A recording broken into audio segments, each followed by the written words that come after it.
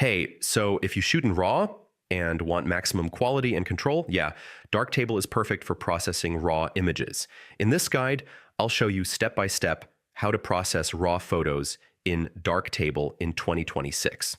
First thing, open Darktable and import your raw files in the Light Table view. Click Import and select your images. Next, double-click your raw photo to enter darkroom mode. So this is where all raw processing happens. All right, start with exposure. Adjust brightness, highlights, and shadows to recover details. Now correct white balance. This ensures accurate colors in your raw image. Next, refine tones and colors. So use tone curve and color balance for better contrast and color grading. All right, reduce noise and sharpen details.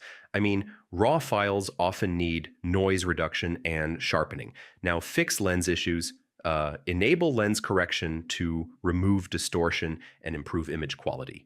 Finally, export your processed image. So, go back to Light Table and save it as JPEG or PNG.